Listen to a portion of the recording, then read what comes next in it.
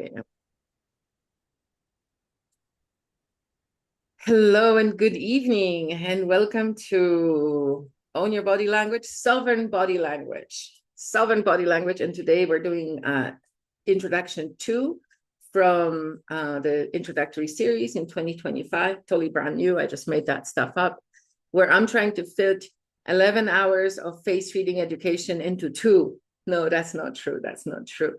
We're going to have 2 hours of face reading. We're going to have 1 hour today and 1 hour on January 8th. Those will be part of the free series. And then if you guys want to sign up for the weekly, the Thursdays will continue throughout until June. And it's like a monthly fee. So you can sign up for a month. And if you don't like it, you can quit or whatever. But every month it's like a amount. And it's not going to be expensive. It's like a yoga or something. But I will go as deep as I can. And actually, I'm giving you so much information today. I actually surprised myself. I'm totally doing the Sabri Suvi, give him everything. I'm taking that to another level. And I'm just saying that because we're all autonomizers in this room. Okay, there we go. There is your manual. And so not only look at the words that I wrote in the manual, and of course the manual will cover anything that I don't cover in my verbiage in an hour. There are a lot of diagrams that I got from Herman and from Carol, and some that I made myself. And so each one of these diagrams will give you a ton of information, as much as a book. You just have to, read the symbols. So today, where is my outline? I have an outline. There we go. Oh yeah, so basically what we're doing is I'm just doing the overview introduction to face reading these 2 hours. And next time, so I didn't include this in this class. And especially we were expecting a somewhat low attendance because of Thanksgiving or whatever. But next time I do face reading, which is January 8th, I'm going to show you some before and after photos. When I used to teach sovereign body body awakening method, as it was called, with Carol Friesen, my mentor, we would teach it like 6 or 10 days, 11 hours a day. So face reading is one of those days. So she has 11 hours of material just for the basic psychosomatic therapist level for teaching face reading. So this is an introduction to that. And that's why there's only 1 hour now and 1 hour on January 8th. But throughout the next several months, we're going to go deeper into face reading, chakra by chakra, because that's how I changed it in this iteration of the course. Before I had it as an 8-week, very intensive course, but now I'm going to spread it out. It's going to be comfortable. You can study and remember things in between classes. It's only an hour a week instead of 3 hours as it used to be. And it's going to be maybe an hour and a half with the Q&A or something, but it's going to be a continual learning where we learn body language and face reading at the same time, divided by the chakras. So base chakra, January, February, then sacral, then solar plexus, etc. And I know I've talked a little bit about radical empathy last week, but that's something that I really want to strongly suggest to you when you're looking at face reading, because the immature iteration, in that book, King, Warrior, Magician, Lover, I definitely recommend that book to everybody. They talk about the immature version and the mature version. So if you're looking at a face reader, the immature version would be to go and look at somebody and look at their nose and go, oh, she talked about big noses and that means this, or she talked about small eyes and that means this. But that's not really how it is, because no one feature can stand alone. And that's why if somebody sends me a picture of a toe by itself with an injury, I won't be able to really tell you what's going on with that toe, because I don't see the whole picture. I don't see the whole foot. I don't see the whole body. So if I were to see the toe with the whole foot, I could draw some other conclusions and see sort of maybe what the meaning is. I can do, looking at just one aspect, like just the nose or just the lips, you can only see like a little tiny glimpse, like you had a tiny little pinhole of information into what the person is all about. But when you take that nose, the lips, the eyes, and bring it all together, and maybe there's some markers on the face and on the body that talk about your childhood, things that where you've come from, what happened to you before, like the ears. And so when you look at that, you can see sort of, okay, well, maybe this person's like this, but this is why they're like this, and this is where they're coming from.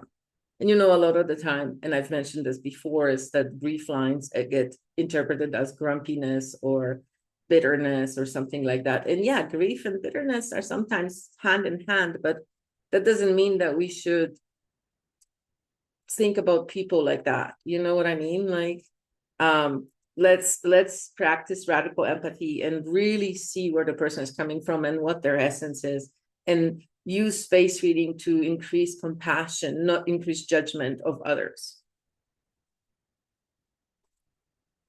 So with face reading, so this is one thing I mentioned earlier, and it's coming to mind, so I'm going to mention it right now, and then we can riff from there. And this will come back towards the end of this class also when we talk about chakras. Oh, and by the way, I have a really nice treat for you guys today. There will be 10 minutes of Carol actually teaching face shapes. There's a great video that I personally filmed and I wrote the script for of Carol doing the teaching face reading. So I'm just going to show you that one clip about face shapes, so she'll teach that aspect of it. And like I said, if anybody is really interested in doing psychosomatic therapy training, that is absolutely available. It's available in Australia. It's available in Costa Rica, where Carol teaches now. And it's available somewhere in Utah, I believe. But I don't know about the schedule. I know that Carol's class, if you want to go, you would have to fly down to Costa Rica and spend 10 days at her retreat center. And then that's how you get the practitioner training. What I'm trying to do here is bringing that information, but instead of bringing it like at a practitioner level where you have to go and dedicate, take 10 days off work, fly to another country and all that, where you can really learn it at a basic survival level, just the basic level, like over the next 6 months. I can't teach you everything I know about face reading. Like, for example, we're never going to go into the lines of the forehead.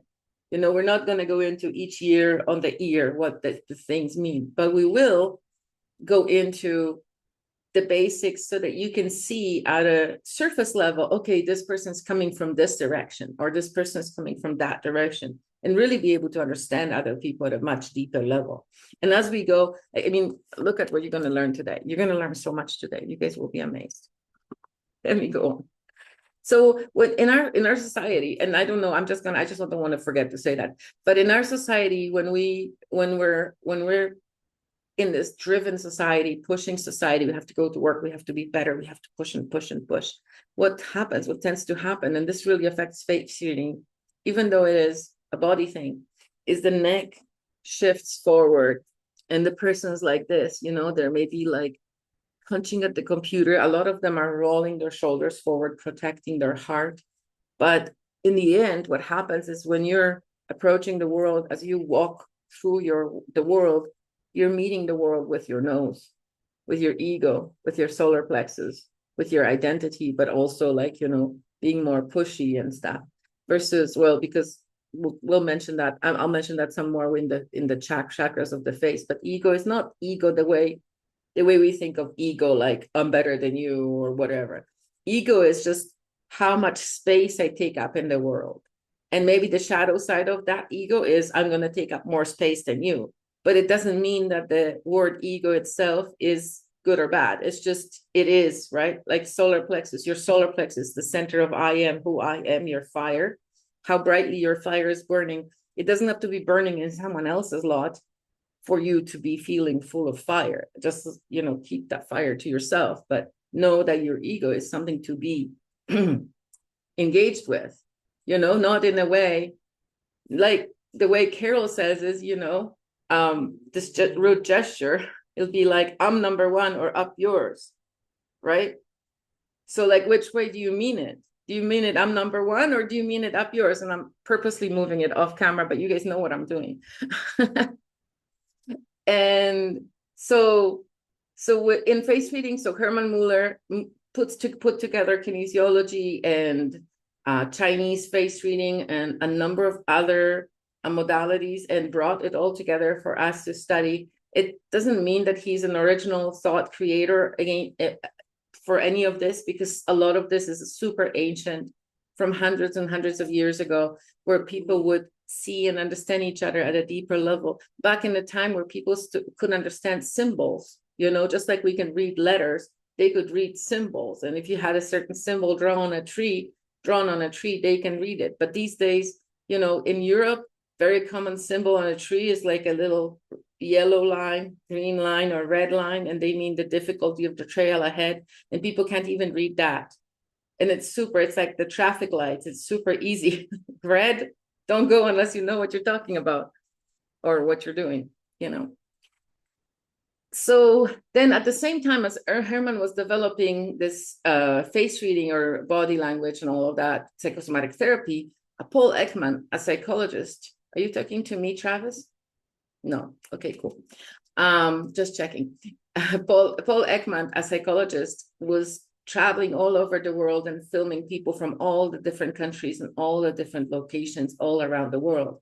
And what he found is that people in the deepest jungle, people who have never seen the internet or maybe even furniture or whatever, people who live in very, very primitive conditions, and people in like stock market, whatever, high-end, high-rise people, they all have the same facial expressions. So when it comes down to the end of the day, when you take film or photos of people's facial expressions, happiness, grief, sadness, all of these facial expressions, they're the same. So every single human on earth has the same expression when it comes to facial expression. And that's how you can talk to people when you don't speak their language, because the body speaks so much that even though you think you don't understand them, when you're actually interacting with a human being who's from a different culture and different language, you can understand them to a certain extent. There are certain things that their body will do that will make you understand them. But Paul Ekman did it so well that he documented people from every country, and then he wrote a nice, I believe he was a book, but he was doing a lot of presentations based on that. And then they even made a TV show about it. And then there's a screenshot from the TV show in the manual for you guys to enjoy, with all the different micro expressions that the actor is doing. So I talked about that. So yes. And so when you're studying micro expressions, you have to remember different things when you're looking at face reading, right? There is the right versus left, the feminine versus masculine. That's one thing. There are the 3 zones on the face, and Carol will go into it in her little video you can watch in a minute. The 3 zones of the face: the physical, the emotional, and the mental. So those are the 3 different potencies and how we look at that. And then we have the different chakras of the face. And is it time to go over the chakras? Let me see where I am on my. Yeah, okay, I'll go into the chakras now. I don't know if I'm presenting it in the same order I was presenting it earlier, but I'll cover everything, don't worry. So there are different chakras that govern the face. So you can look at it, you can look at the person and you can say, are they balanced left to right? That's one way of face reading. You know, if the masculine or feminine have more issues in the tissues. Or you can look at a person and look at them from the 3, like the physical, emotional, or mental zone, and compare the size and the quality of the container, how much energy or how clean the energy is in each part of the face. So that's another way of looking at a person. And then when you're looking at the chakras, you have all the chakras that are in the body are in the face. So starting with the chin and the jaw, that's your base chakra. So that is the root chakra, and it's how you stand up, like how your safety, security, how you feel about yourself, right? So in the jaw.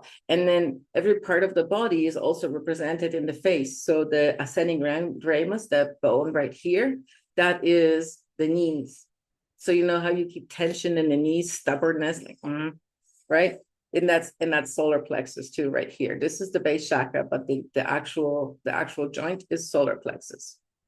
But this is where you keep stubbornness, where you keep digging your heels in, pushing through, working it through, you know, right in the hinge of the jaw, that stubbornness.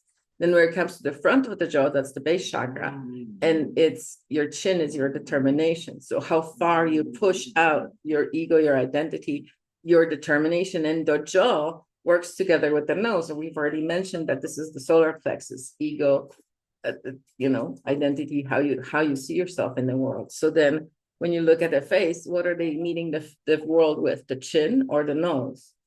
Are they taking it on the chin? Are they pushing and pushing and pushing so much that their ego doesn't matter? You know, they will sacrifice their ego in order to get ahead. Or is their ego really important to them so much so that they will hold back? You know, or is there other things going on? There are so many things that can affect it. For example, the heart chakra. So now this is something that I had a lot of arguments with Herman about, because in my diagram of the chakras, which is on like page 8 or whatever, you guys will find that I have drawn a line right there in the cheek. So I'm basically saying that the heart chakra is above it and the solar plexus chakra is below it. That's not really true, because that line moves depending on the person. So every single person is different. So for me, I have chubby, fleshy cheeks that are very, you know, soft to touch. And so that would be representative of the breasts, right? So I'm a nurturing individual. I want to make sure that everybody gets taken care of. You know, I feed the street dogs and all of that. So I'm very nurturing, and I have that here. And so that means that my cheeks are actually governed by the heart chakra. However, if I had very chiseled cheeks, like, you know, sharp cheekbones, very sort of a lot of definition here, then that would move that line between the heart and solar plexus up to closer to my eyes. And my cheeks would become my solar plexus. My career, how I stand up in the world, how I move forward, how I take care of business, you know, things like that. Those kind of cheeks will govern that. So you really have to be careful when it comes, especially where it's the definition of the heart chakra versus solar plexus here in the cheek. Now, I haven't mentioned sacral, because sacral is inside your mouth. It's your womb. And so this womb, you know how your actual womb, if you're a woman, will birth a baby, or if you're a man, you'll contribute to birthing a baby. And that's the function of the womb. Well, that's the same function in your face. Your womb will give birth to your ideas, will create what you have come here to create. And your tongue is representative of the penis. So how you're pushing yourself, how you're, you know, but the lips themselves are more representative of the throat chakra. So how the information is coming out of you, whether you're holding it back, whether you're allowing it to spill out. The other part of the face that's governed by the throat chakra is your eyebrows. And think about how much expression goes on through your eyebrows. As a matter of fact, if you have very, very pale eyebrows like myself, you could be well served to help them, draw them on a little bit stronger, make them more visible, so that people will pay attention and listen to you. Because apparently there's a subconscious thing where if the eyebrows are not really visible, people don't pay attention to that person. And I did test it in different group settings when I first learned about this. And there seems to be some stuff that's holding water in that, like really. You know, I was very skeptical when I first came to psychosomatic therapy, and I would test a lot of the different things that they taught me. But that was definitely one that made a big difference if I had. And right now my eyebrows seem pale, but they're so much paler in real life. Like if there's no pencil. So then now we have the throat chakra. So the eyes, you guys know what the eyes are. The eyes are heart chakra, right? Because the eyes are the windows of the soul. So all the love and all the power of the pillar of light that's within you can be visible through your eyes. And of course, can be visible through your aura as well, for those who can see your aura.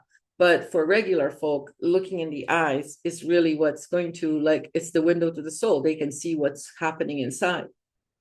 But also the microexpressions. Oh, that's what I skipped. The microexpressions. We'll go back to that. Okay, and then we have the third eye is where the third eye is, and the crown chakra is where it actually is. But all the other, And now the ears, the ears are a little tricky. The ears have a lot of information about your autobiography, like what happened to you before, how you were treated as a child, this part here, if it's got like a bump on it, it could be at a certain age. So this is like an age, ear kind of looks like a fetus, right? So like this is from the beginning of life and then goes up like this Chinese face reading. And you can see, the different ages and what happened throughout somebody's life. So if there's a traumatic event, often people will have a bump on this outer edge of the ear. I have so much to say about ears. I just want to keep talking, but I'm not, because this is not the ears class. But the ears can be located in different chakras. So the ears in themselves, they're not really associated with any specific chakras, because there's a huge difference between where people's ears are. And having done face readings at different expos, like body healing expos or whatever, soul and body, whatever. Sorry, dog barking. They're in every town. And so I would go and I would read faces, and people's ears can be down here in the base chakra, or they can be up here in the mental zone, completely avoiding the base chakra by a mile. So you never know. You really have to pay attention to somebody where things are, which zone even, right? Are the ears in the emotional zone, the physical zone, or the mental zone? And I mean, part of everybody's ear is in the emotional zone. But the rest of it, you never know, right? It could be above, it could be below. Is that everything about the face chakras? Yes, I believe so.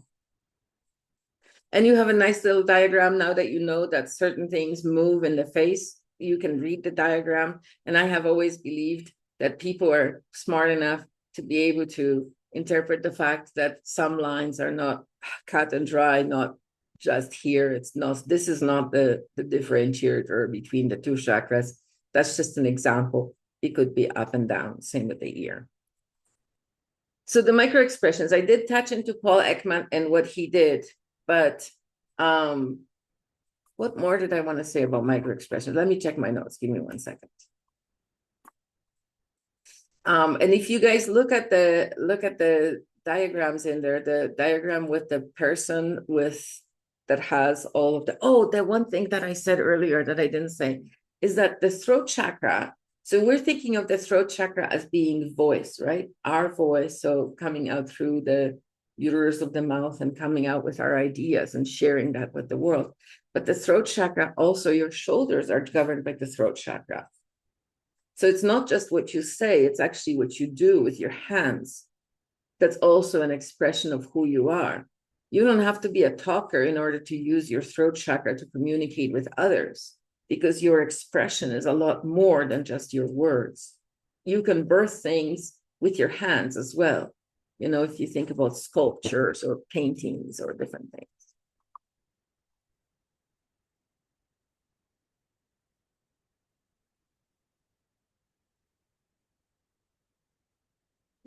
I think I covered it all, you guys.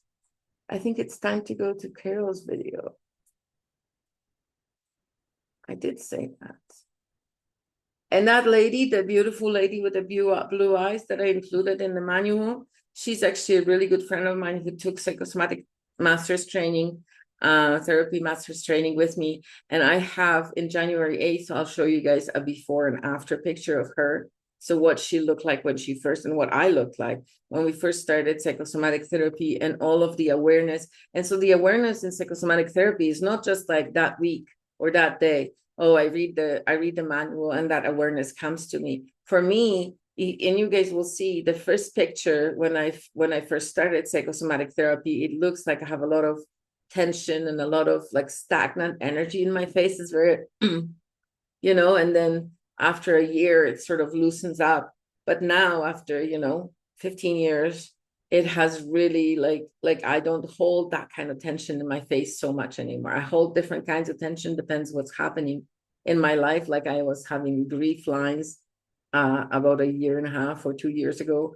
But you can always communicate with your body once you have this awareness, once you know that this particular wrinkle or this particular face shape or structure or whatever means a certain thing, you can go back and talk to yourself and give yourself the love and the care and the food or whatever you require in order to feel safe within your body again, and not feel, because that tension a lot of the time is us feeling disassociated or pushed away from the world at large.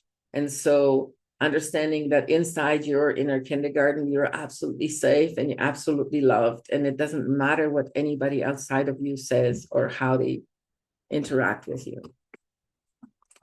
I am going to play a clip from Carol, but first I'd like to ask if you guys have any questions.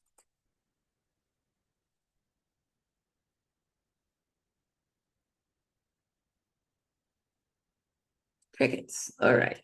Entonces, my reaction to crickets is to play the 10-minute video. So it's going to be 10 minutes, and then we can go back and we can discuss, and we can dive deeper into face reading. Let me see. Share sound, optimize for video. If I say it out loud, I won't forget to do it. What we're going to do right now is look at a snapshot of a person, how we see people instantly. The moment we see them, we look at overall face shape and prominent feature. What are they expressing? So I'm going to run through face shapes. And face shapes is the bone structure. Bone structure is the blueprint of your soul. So you've come in with a structure. If you want to compare it to a car or a vehicle, we're going to see if you're either a Mack truck or if you're a Ferrari. So Mack truck, I'm definitely a 4x4 Mack truck. I've got a nice big solid jawbone. But if you see someone that's an inverted triangle, not much structure in the bottom part of their face, that means they're very sensitive, and they're here to experience or to support their sensitivity. And for myself, what I learned is that I'm very strong, and to learn sensitivity through my strength. Also, what really gave me a huge opening in this work is when I realized that my forehead, I don't have a huge forehead. And I just thank God I don't have to be a rocket scientist. I'm here to work in the emotional side of life, and I can tell by the zones, and I will touch on the zones. We do spend one whole day with teaching a face reading class, so that you can step by step, we take you through how to read a face, step by step. And overall face shape is a quick snapshot, just like the headlines of a newspaper. It's not the whole story. So that is some of the features. It is the structure that they're in, or if we compare it to a vehicle, it is the chassis of the vehicle.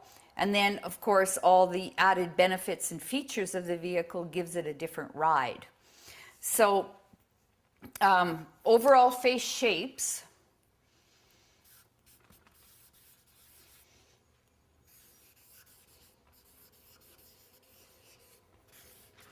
We'll give you that quick snapshot. Instantly, we see someone walk in the room, we understand them.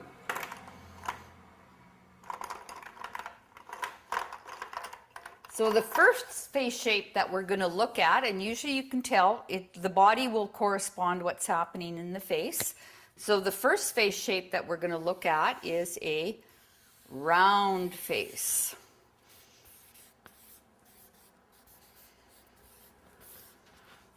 Now a round face, and I'm just going to put all the different features on it. So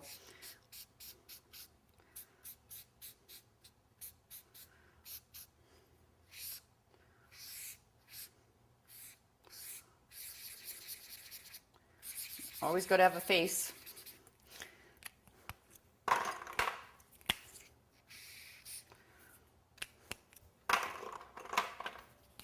And actually, when I draw a face, I'm actually drawing their characteristics right off the bat. So the first one being round, and structure equals performance. So what are you built for? And that's how you perform, and it's how you do you. So if you're round faced, if you actually take a ball, you can actually feel how that structure through sacred geometry, the geometry of that shape, will perform. So someone that's kind of has got that rounded face shape will be very easygoing, because you can move it around. It's also, you can manipulate them, manipulate the energy. They're very caring and very loving by nature, because they want to please everybody. And usually they have a nice big body with big breasts, so that they can do mothering and smothering. And so they can also use that energy to manipulate too, because mothering is sometimes a form of control also, because you want to do everything for everybody else, please everybody else, and bust your back to please other people. And then they feel lonely and cut off inside. So that's overall on the round face shape. So just by using, like, physically do it. If I ask you right now, just do that with take up a soccer ball. You don't want to score a goal with a square. You got to do it with a round ball. So that's the first shape, face shape. The next one we're going to look at, and these are all in the handout that you can download. Make sure you're downloading. I've given you all the characteristics. I'm not going to take the time and write them on the board because they are in your handout. So the next one we look at is someone very square-faced. So a square, you sure can't score a goal with that one. So they're more practical, down to earth. Things are black and white. Their eyebrows are like this. They're not like this. They're like this. Maybe smaller eyes, because they're not as vulnerable and all loving and caring from the heart. They're more like, let's get on with the job.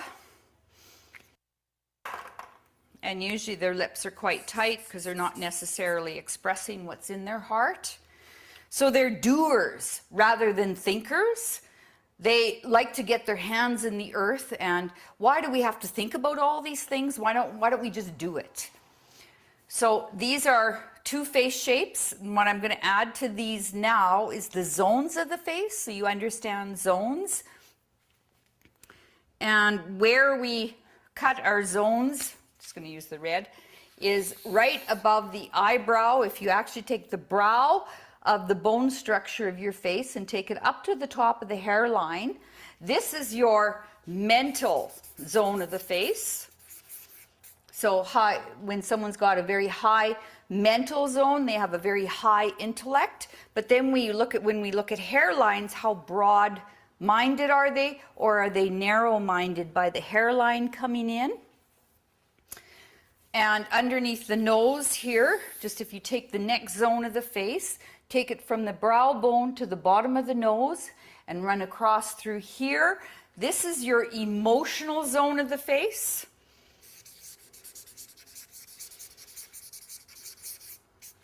So emotional, what's in the heart, or the eyes are the window to the soul. And the nose knows, it's your identity, your personality, likes to nose it all. And so how is your soul and your personality, how are they working together from a spiritual aspect and the physical aspect of fear? And then the bottom part of the nose to the bottom of the chin, this area in through here is your physical zone. So we can tell a lot about people just by their zones of the face. If you see someone, and I will do it when I get more into the triangular side of the face, I can explain this a little bit more. I'm just going to write our zones there. This one's fairly all level. When they think this way. When they do, it's got to be done this way, not this way or that way. It's this way and this way. So this is mental, emotional, and physical. So where is most of the energy being spent? These are fairly balanced. When we get into some of the other face shapes, you'll see where someone might need more support in a certain area. Now, there's no one person directly like this. This is overall face shapes. People might be a combination of these things. And after I go through the 6 face shapes, I will draw a couple of combinations so you can understand that someone might be fairly squarish on the top and round at the bottom. So mentally they think this way, physically their sensitivity, they might be a little bit more easygoing in how they express themselves into the outer world. So these are in your handout, so I'm just going to get rid of these shapes, and we're going to go through the next 2.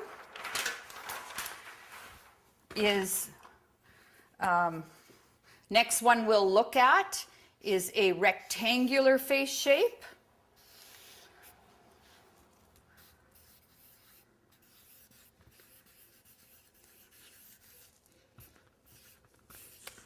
Now, a rectangular face shape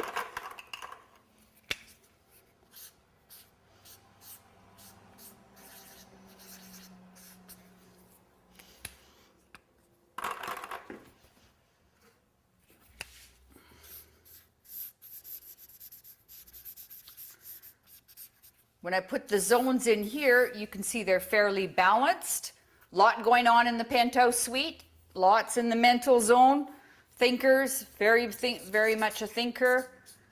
Emotionally, they're fairly balanced, and physically, they're very strong in through the bottom part of the face, the physical realm.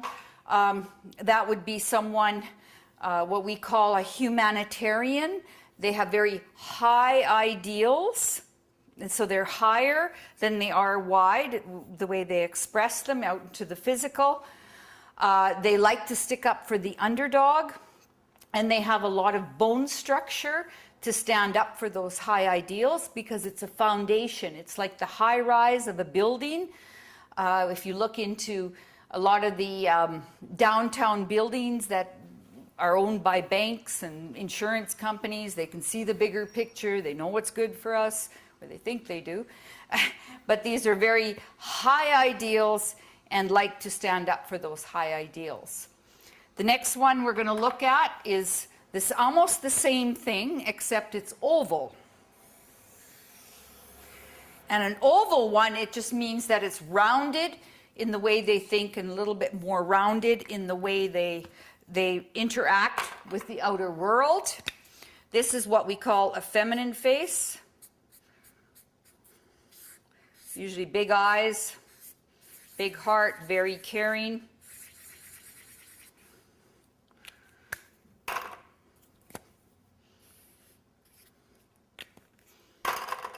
Big lips, juicy, feminine energy.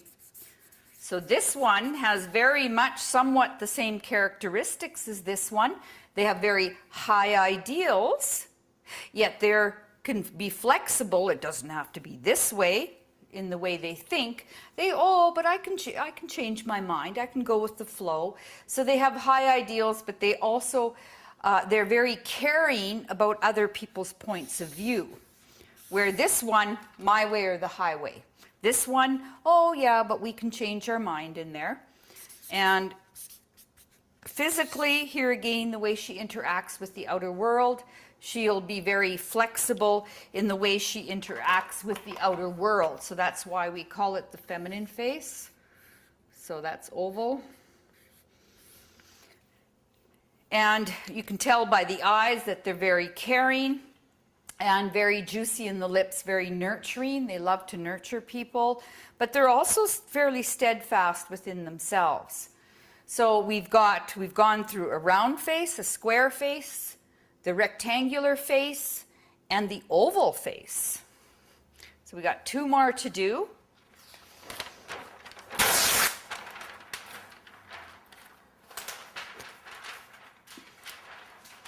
The next one we're going to look at is what we call, and like I say, I'm just doing very strong geometrical figures. This is the inverted triangle.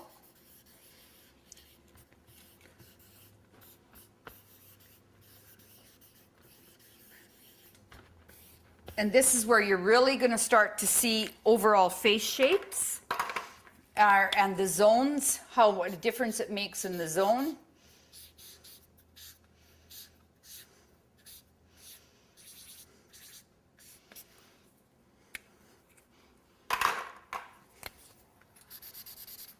So this one, a lot of energy in the mental zone, so very top heavy. Usually a rocket scientist, they barely know they've got a physical body because there's so very little structure. They're super sensitive. So if you were actually to put them on a tightrope, because life is about balance, it's about, they'd find it they would get upset quite easily, and they need lots of grounding. So very much important to stay in their body, to understand how their sensitivity is affecting them.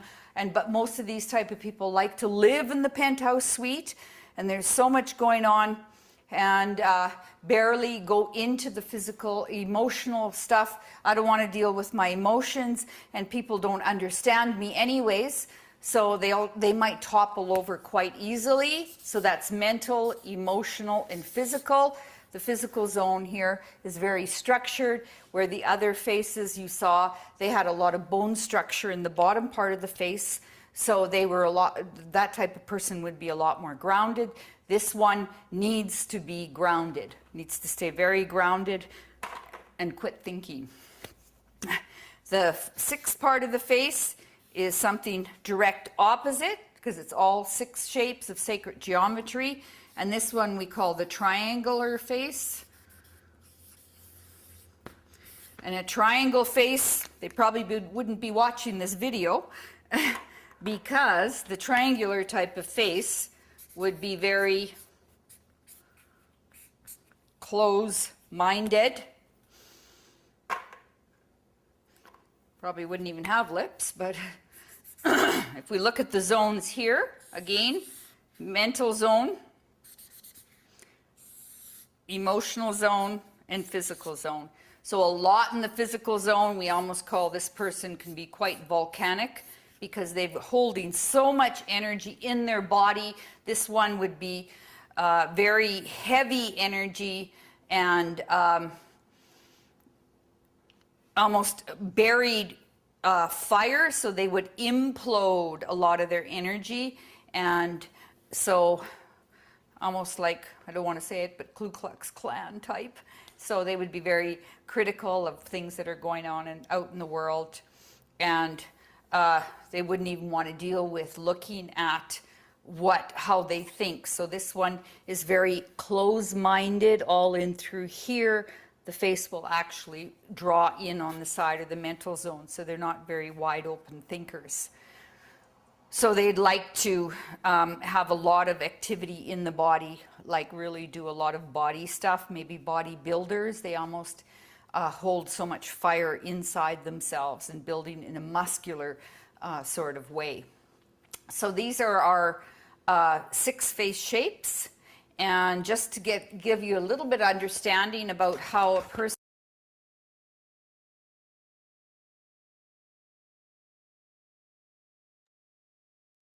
Sit. I'm not showing you guys any more of her. No, she goes on to different combination face shapes and stuff, but we don't really have that much time. We only have 10 minutes left. And you have it in your diagram or in your manual. There's a diagram where you can look at the different combinations and really like brain it out, figure it out. So I would like to have some questions from the audience.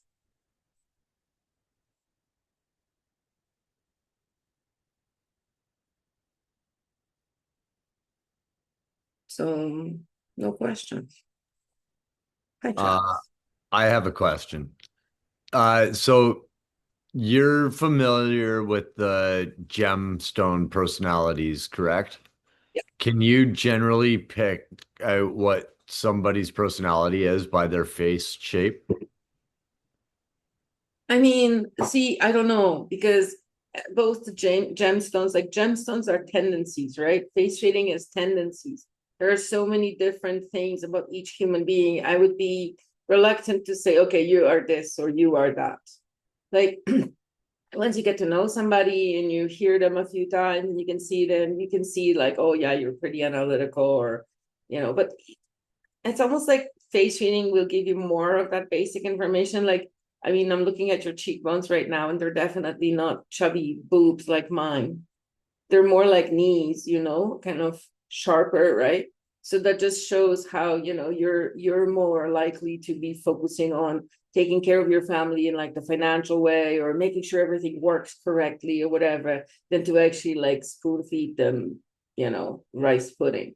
And that's a different, it's not better or worse.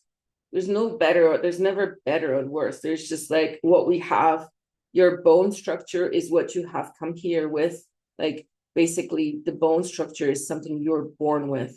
So you came here with this particular bone structure. You're born with these particular bones. Your tall head, it cannot get much taller with different flesh. Like no matter how many different thoughts you are, your head is not going to shrink or be taller. You're always going to have a very idealistic head, no matter what you do. You might be able to change a little bit around the chin, whether it's rounded or squared. That can be changed with flesh, but the bone structure cannot. So the bone structure is what you were born here with. But then any kind of fleshy bits, so that includes your muscles, your tendons, fascia. Actually, fascia is the element that holds all the emotional baggage, essentially. Like we go, oh, my muscles are sore because I've been stressing out so much. It's not really your muscles that are causing it. It's because the fascia, the fascia, depending where you're from, it's like a sac that your muscle is in, and that sac itself holds the tension and the emotional memories. So when we're doing trigger point release, part of psychosomatic therapy is massage and trigger point release, which you can learn from in the practitioner training. And that trigger point release actually is designed to release the fascia. And once the fascia is released, often people will have an emotional reaction, like cry or laugh or whatever, depending on the different emotions that are being released. For example, you're talking to somebody, you have some kind of an interaction, and then it gets stuck in your body. And then people who are a little bit chubby, like any kind of fat is protection, right? So protecting yourself from feeling too many feelings, or from what happened to me before. Like if I stored stuff in my muscles or in my fascia, I'm going to put a layer of fat on it so I don't feel it so much, so it's not in my face all the time.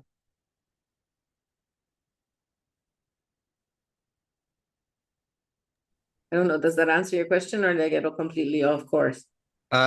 Yeah, I found it all very interesting. Thank you. Nice. And yeah, so for your face, you definitely have squared on top, like rectangle, but squared on top. So there is a lot of thinking, like your mental zone is quite prominent. So there is a lot going on, but it's very structured. It's very like it's not like maybe and maybe and maybe, that's not the kind of thoughts. There are people who have a lot of energy in the mental zone, who are like flowing through the information and changing their mind, but that's not you, right? But for you, the most important is the high ideals and making sure, everything is good with your elbows that are your cheekbones. So as much as the jaw is the knees, this in the solar plexus situation, it's the elbows. Making room for yourself and the family and the world while maintaining your extremely high ideals. Elbows up, Mark Carney. Elbows what? As I said, elbows up. It's a bad Canadian joke. It's our king was like all elbows up against Donald Trump. Sorry. Oh, I don't think I was there anymore. I think I left before that. So, anybody else? Questions, suggestions? thoughts, observations? I actually have a hard time figuring out just the shape. That's it. For whom? Like Like Travis? I have square, like I think I have a square face, I think. You have a bit of a combination face because like, can you lift your hair a little bit so I can see the shape, like the corners of your forehead? Yeah. Right. So that I would say that's square. She's got a bit of a like Right. a E here. And that's a little bit of self-doubt.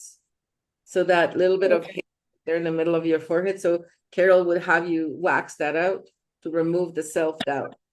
And so it's Really?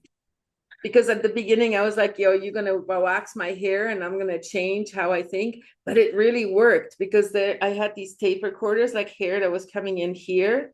And that was like me remembering mean things that people said to me as a child. And then she waxed it like literally a couple times, and it like my hairline's like normal now. So it did work, and I do not have my father's voice in my head anymore. But so your face, so at the top, so we have different things, right? At the top, it's a little bit squared, and at the bottom, it's a little bit squared, right? So that would suggest a Right. rectangle. But then it's also a bit of a combination because your bottom jaw is a little bit narrower than the forehead, right?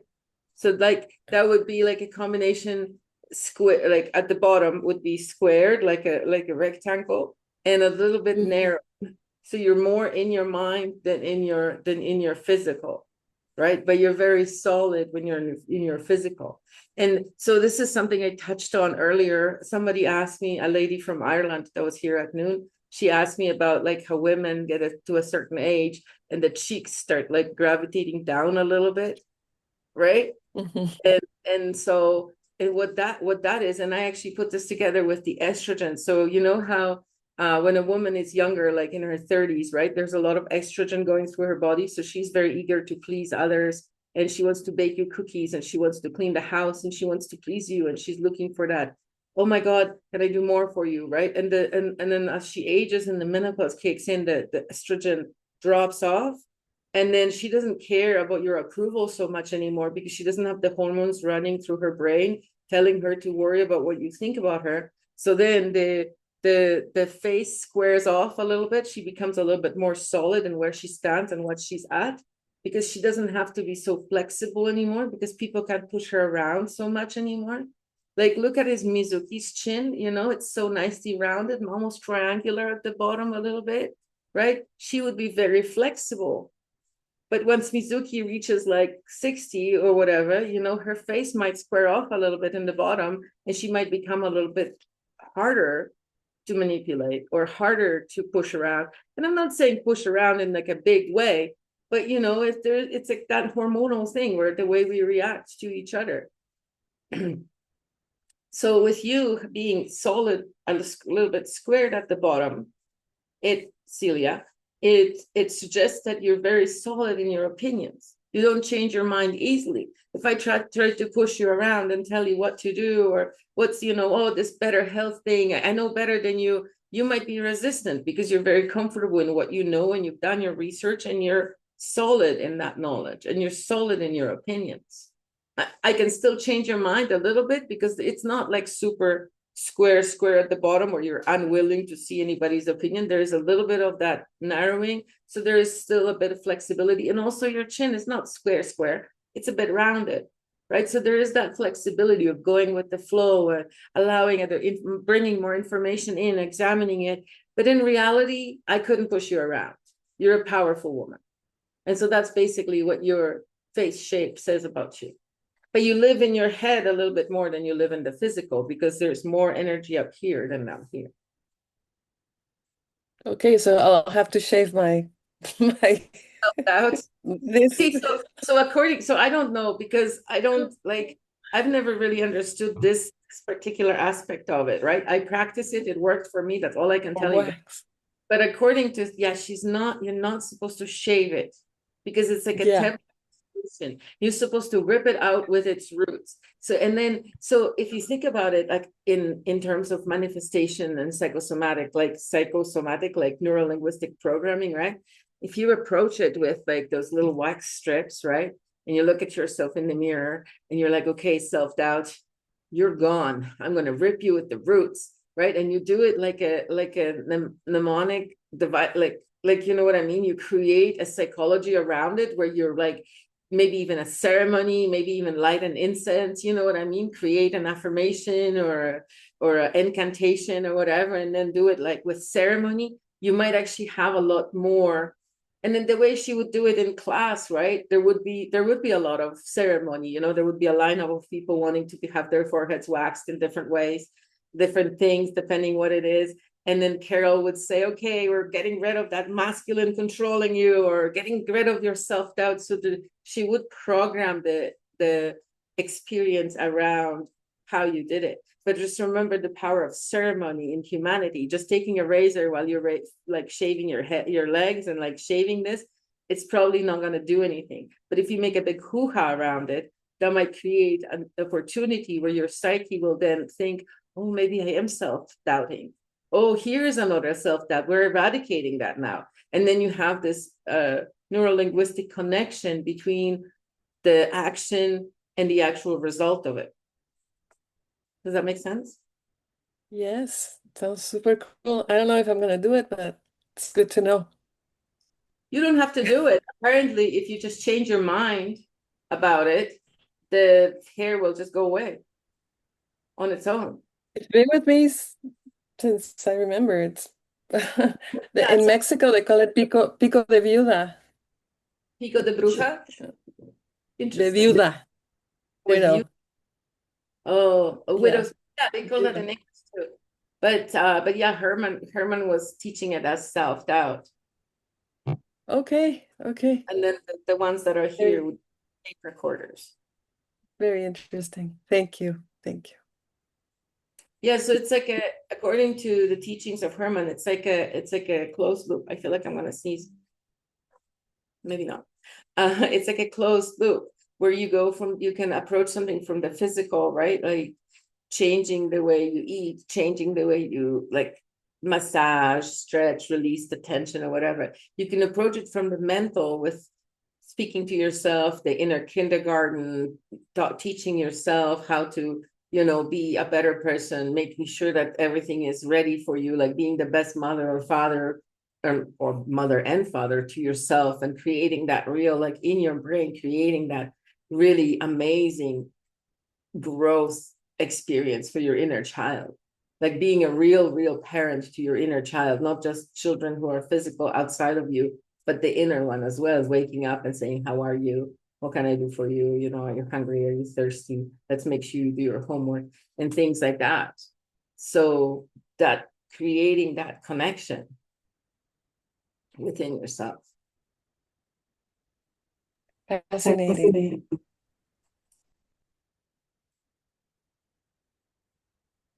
Any other questions? Sorry, Mizuki, for like using you as an example, but your face was right there. I have a question actually. So like as people age, especially I guess women too, but men mostly I guess, but like receding hairline that will like make the the mental part gets bigger. So according to Herman So and does Carol, that mean like sorry, I thought you were done. no, I was gonna say, so does that mean like the person becoming like a thinker, more of a, I guess? Yeah, so with men, like think about Barry, right? He's burnt off his hair follicles because there's so much cooking up top in his mind that he's like burning off his hair follicles. Because what he's been doing is he's still working on how to communicate that work with us, with the world. So because for like the last 40 years or whatever, he's been cooking up his program and cooking all in his head. There is like so much mental energy, so much mental heat, but he's not expressing it. He's not utilizing it. He's not teaching it on a weekly basis. So there's no like connection. There's no conductivity into that, you know, into his brain. So then it becomes too hot in his furnace. And that's why it would, you know, the hairline would start receding. And also the hairline recedes in different ways. Some men have the hairline receding where it has like two big things here, and there's like a hedge in between.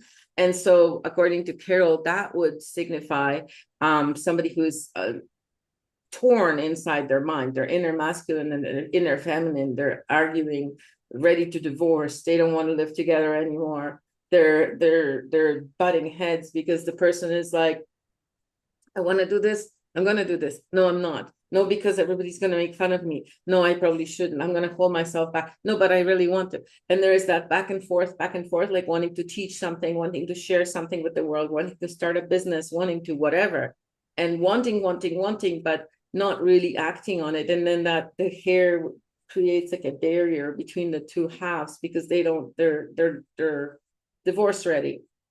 They're arguing with each other a lot. The inner mom and the inner dad. You're muted, Travis. That's okay. If you want to say something. Okay, cool. Yeah, so that's what happens. So that's why there is the thing. And then also that often comes down over the forehead with the self-doubt coming into the actual forehead area. That's interesting. I'll look at people's heads differently now. But I mean, it's not like a bad thing. Like, even if you do think so much that you burn off all your hair follicles, like, is that really a bad thing? You probably had a really good time thinking all that thought, like cooking all that, burning all that wood. You know, there was a lot going on. So it's probably fun, right? I think so, yeah.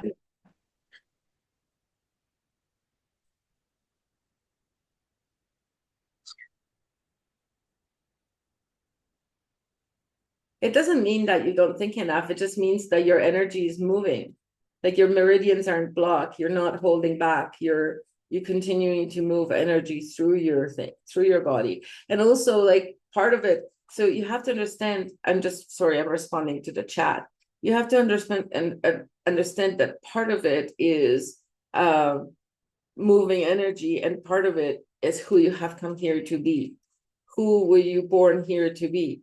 You know, if you're here to hold up ideals, but not build rocket ships, you might not have that kind of forehead because you're here to be the ideal leader, ideology,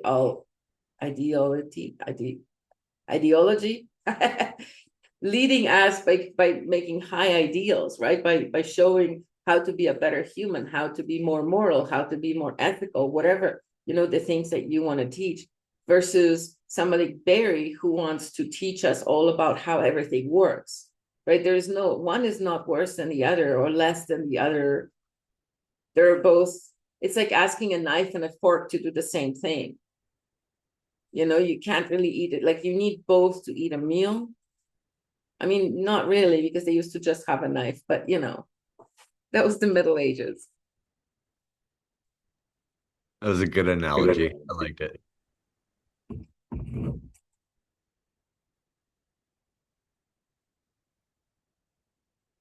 Anybody else?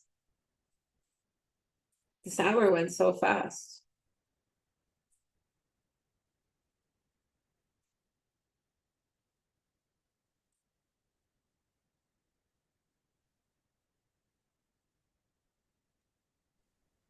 I was just about to say Dave Randall, and he opened his camera. Wow.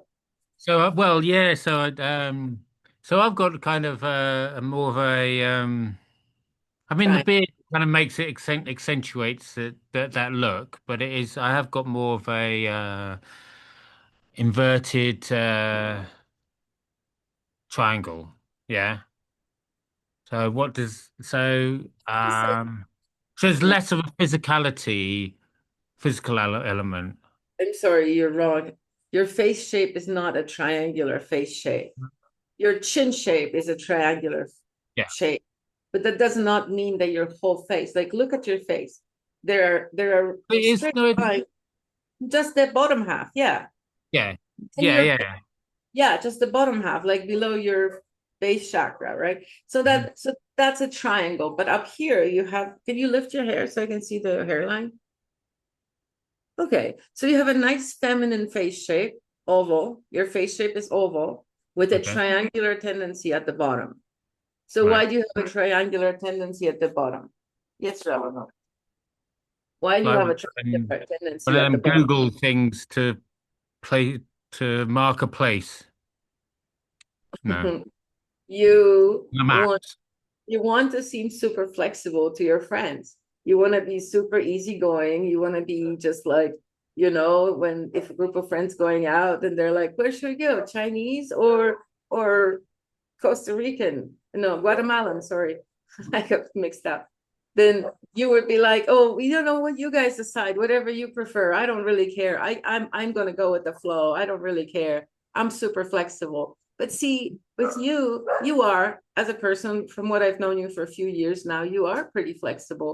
But at the same time, I think that your beard exaggerates how flexible you are. I think you have a little bit more stubbornness that you like to let people know about. And under the facade of super flexibility, you're pretty like, yeah, I'm not saying you're not flexible. You don't have any squareness in the bottom of your jaw, but you're more of an oval than a triangle. But you want to make people think that you're a triangle. I'll do whatever you want. Just, I'm super chill. But in reality, you're like, I will only be flexible when I want to. Okay. Does that track? Well, yeah, I think that is quite accurate. Yeah. But it's But not wrong. Like, it's not wrong to have the no, beard. no, no, no, no, no, no. Um, I'm trying to look at the different Take ones on glasses here. off for a second. I want to show everybody something in your face. Dave? Oh no, he froze. I'm never gonna be able to show that. Oh, there you are. Hi, David, you're back. Oh, hello. Can you take off your glasses for a second? I want to show everybody something in your face. Can you Yep. make it so that we can see your wrinkles beside your eye? Like, turn a little bit. Okay. Do you guys see his wrinkles? Like, he's got a few little tiny wrinkles going down, but most of the wrinkles next to his eye are turning up. They turn up, right? They're not turning down. There's a couple little ones down. So like these wrinkles beside the eye, they tell you about how you're processing memory. We're not seeing him. We're seeing you. Okay, talk, That's David. better. Okay, That's so I better. need to say something. Yeah. Well, all right. Yeah, I've got a lot of wrinkles, haven't I? What does that say about me? I'm You have lived a good life. an old cunt. Sorry. So you can pin his picture on your computer. I don't think I can control your guys' computers, but what that means is that when the most of the wrinkles turn up, that means that whenever he thinks back to his past, he thinks about the good things, the good memories, the things that made him laugh and happy, and he doesn't focus so much, or he doesn't put so much energy into the bad stuff. Yeah, some bad stuff happens, some of the wrinkles are pointing down and all that, but he doesn't really over focus on that. So he's like a happy person who wallows in his happy memories. Is that true? Yeah, I think so. Yeah. But Thank why? you. I mean, why do you get these? Why do you get wrinkles? Are they telling you something specific about? Because a lot of people don't have, wrinkles, even at my age. Yeah, so that's how you release emotional tension in your face, is if you don't have so many wrinkles, but everybody has some wrinkles, they're just less or more visible. What happens is when you have a microexpression, this is the part, thanks David, this is the part I didn't cover. If you have a microexpression that arrives at you, because every time you have a thought, any kind of thought like fear, anger, whatever, there is like a microexpression that happens in your face. But if you have the same thought 10,000 times or 50,000 times, it's going to leave a wrinkle. Yeah. So when we look at your wrinkles and we're reading your wrinkles, we're reading the habitual thoughts that you've been having, right? And I can see that not very many of your habitual thoughts have been like, oh, I'm sad, or life is Yeah, shit. you can see with some people that they have a really like deep, and you think they must be worry. They must worry a lot. It's like really kind of like intense. Right? Yeah. But so see, this part of the body here between the eyebrows is how the heart chakra meets the throat chakra. So if you think about the energetic body like a hose, and the water going, or the life force going through all the different chakras, from the first chakra to the second to the third, whatsoever. So this would be like the way when you furrowed your brow, there was like that horizontal wrinkle right here. And so that would be a division between your heart and your throat. So if somebody were to have that wrinkle in real life, you don't have that wrinkle. It's only when you squint your eyes that appears, right? But if somebody were to have this horizontal wrinkle at the top of their nose, that would suggest like a pressure cooker situation. Their heart is producing all this energy, producing, but they're not expressing it. It's not coming out. It's just in the heart and it's held back. Probably their shoulders are hunched forward because they're protecting the heart chakra. They probably, as a child, they tried to express themselves, maybe write poetry or music, and their parents made fun of them or told them to go back to arithmetics or something like that. You know what I mean? Okay.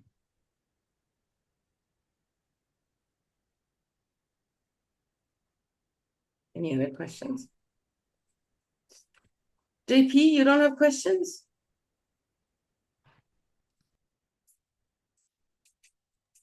No, nothing specific yet.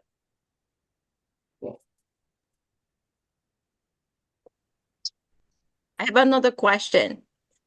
Is there any meaning if somebody like, like grabs chin a lot when the person's thinking, or like even just, I'm talking about Steve actually. Like grabbing chin like by finger. Cut out. What was he doing? Like the holding the chin. Hold on, let me hold one moment. Chin. Camera. Like doing this like all the time. Like looking up phone, thinking, like holding, grabbing chin a lot, like kind of pulling too. So I tell him not to do it. Well, it's so the chin, that part of the chin is determination, right? So how determined he is to succeed. And maybe when he's concentrating, he's really trying to bring attention to determination. Like when you touch a part of your body, you're bringing your conscious, your nervous attention to that part of the body. So maybe he's working on developing his determination, strengthening his determination, or something, or holding back his determination. Really depends, on a lot of factors. Okay. So like in other words, it's hard to stop him doing that. Why would you want to stop him? I don't know, because I feel like he's pulling the chin, like his chin's gonna come out. Well, maybe like, that's yeah, get like longer. this. He doesn't want this. She thinks this is gonna grow if I keep pulling it. If it grows, like say your goal is to make $1 million, right? And if your chin grows, then you're gonna make the $1 million faster. So where's the problem? Well, in that sense, Yeah, no. it's fine then, right? But I don't know. But what I want to say about Steve, come back, Steve, come back. Come See when he smiles, see those cute little dimples he's got in his cheeks? Yeah. Oh, so that is like an inner child thing. So that means that Steve is still in touch with his childlike aspect, and he's really like he is intimately aware and plays with him, like I don't mean that way. Interacts with his inner child a lot, let's put it that way, and brings that childlike joy into your life. So that would be an interesting, like, fun to be with Steve Mizuki, because he's a playful, childlike, kind of fun person to be around.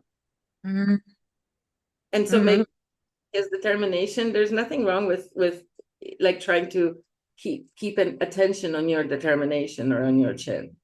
And anything can, like, one of the guys that was in my class, he had a very recessed chin, and he was a chiropractor who was running a practice under his mother and has always been working under his mother. So he never really developed his own thing. And after psychosomatic therapy, he went on to opening his own practice, like moving away from working with his mother, and his chin grew.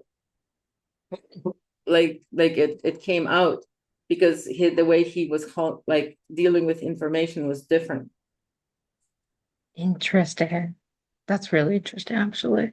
It didn't grow, like it didn't grow. It was just the way he was holding his jaw. It was Yeah. he started standing up within himself more, and it started being more of a jawy jaw.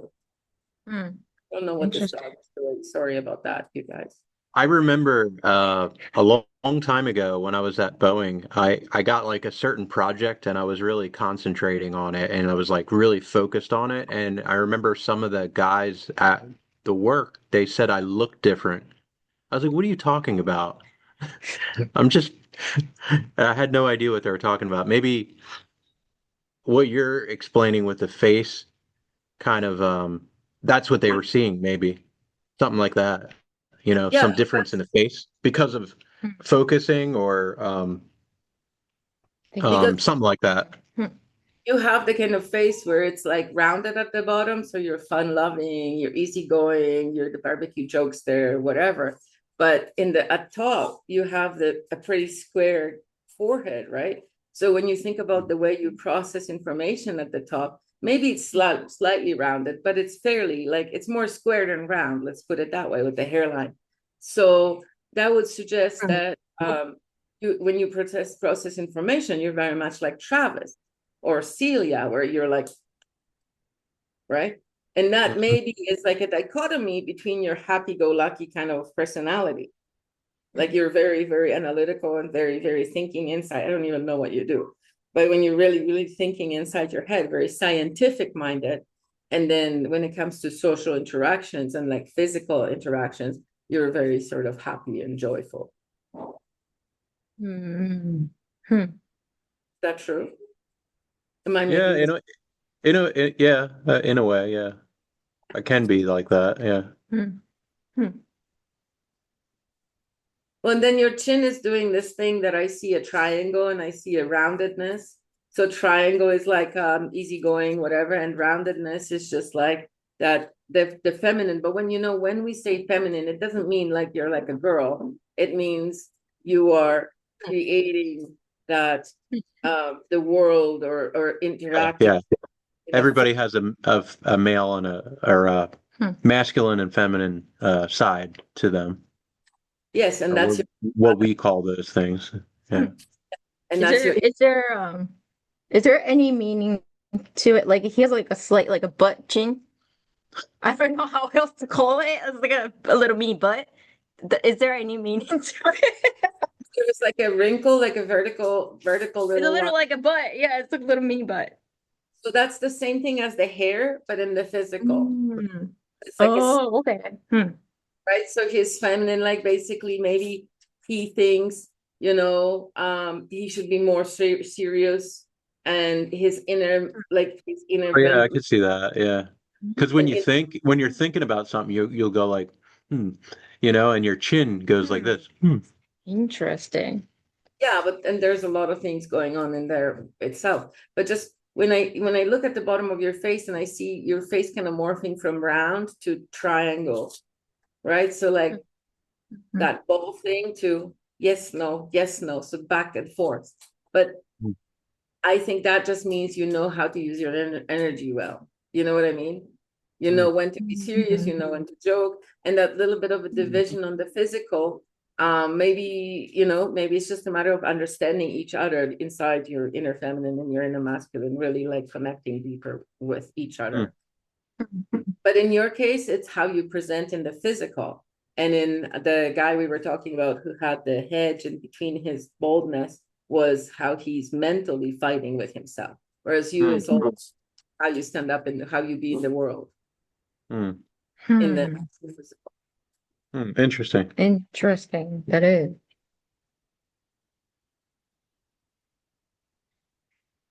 I think that's it. I think we've taught all of the things. I know I have so many more notes. Look, these are my notes. I have so many more notes that I could teach you guys, but I have to spread it over the 6 weeks. Yeah, no, I could probably teach every Thursday for 2 years and never run out of material, quite honestly. But thank you for coming, everybody. I really appreciate everybody. You guys are great. Good analyzing tonight, Agnieszka. Thanks, Travis. Seemed pretty spot on. So Nice. It's quite Yeah, magical. Sorry, go ahead. Thanks for that. You're welcome. Yeah, for the 6 years I worked with Carol and Herman, I would go to all the expos and do all the face readings and read like, 50 faces a day and stuff. It was super interesting. Super interesting. All right, at the very least, I'm gonna close the recording. So thank you everybody who came, and thank you for everybody who's watched the recording so far. I really appreciate you being here, and I'm going to stop that.